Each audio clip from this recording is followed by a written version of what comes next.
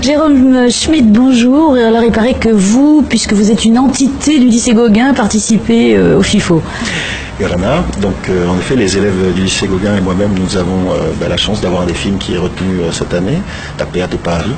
Donc il retrace le parcours d'un jeune adolescent du lycée Gauguin qui, après une prise de conscience, s'est engagé à perdre du poids. Et il est donc passé de 120 kilos au début de l'année à 100 kilos. Donc il a perdu 20 kilos sur le projet. Et là, depuis la fin, depuis le clap de fin, il s'en est où? Eh bien, c'est stable.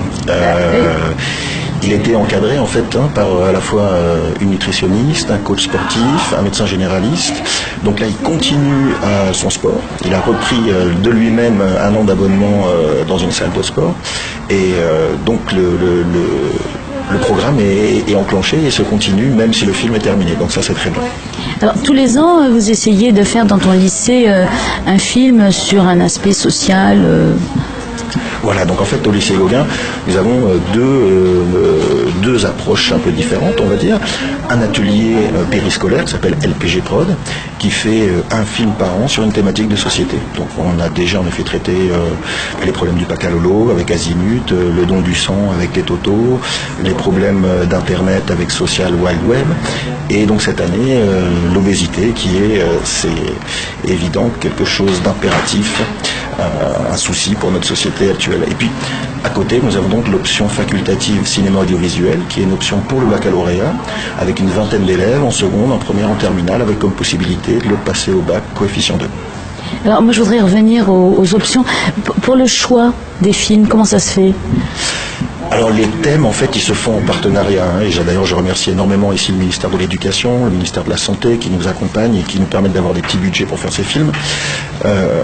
Donc les thèmes, en fait, sont choisis en partenariat. Là, en fait, si on a fait l'obésité, ça a été aussi parce que j'ai surpris dans une conversation deux jeunes qui parlaient de ça. Un qui était anciennement obèse, qui avait réussi à perdre du poids, et qui discutait avec le jeune Tapouni qui fait le film et qui lui dit « Regarde, c'est possible, etc. » Donc je me suis servi de cette opportunité d'avoir surpris cette conversation et je lui ai proposé d'être acteur dans le film, chose qu'il a accepté et qui n'est pas facile, parce que lorsqu'on est un adolescent, être confronté à la caméra et au regard des autres, se montrer aux autres, surtout pour une problématique telle que le surpoids, c'est pas quelque chose d'aisé. Donc je salue son courage à Tapounoui, et non seulement d'avoir accepté les challenges, et de se montrer aussi. Bravo à lui. Est-ce que tu as remarqué un changement dans sa personnalité au cours de l'année ? Bien sûr, il a mûri considérablement. C'était un jeune un petit peu foufou, très gentil, et en fait, cette expérience lui a fait réfléchir sur lui-même, bien évidemment, et puis surtout, lui a fait réfléchir à changer son comportement, parce qu'on est vraiment ici dans un changement comportemental que de changer son alimentation. C'est quelque chose de très difficile.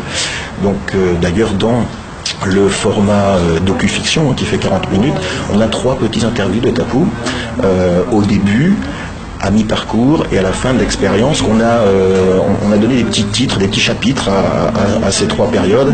En fait, la prise de conscience, c'est le chapitre 1. La force de l'inconscient, c'est le chapitre 2, lorsque malheureusement il recraque, avant d'arriver à un 3e chapitre qui s'appelle reprogrammer le subconscient, qui est la chose la plus difficile à faire, mais qu'il a réussi. Et des projets pour l'année prochaine ?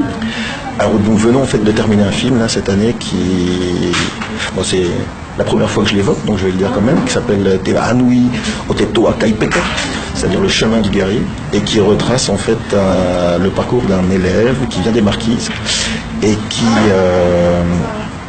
arrive donc au lycée pour faire sa seconde. Il vient d'avoir son DNB et il va être projeté dans un univers qu'il ne connaissait pas, celui de la banlieue, où tous ses repères vont éclater.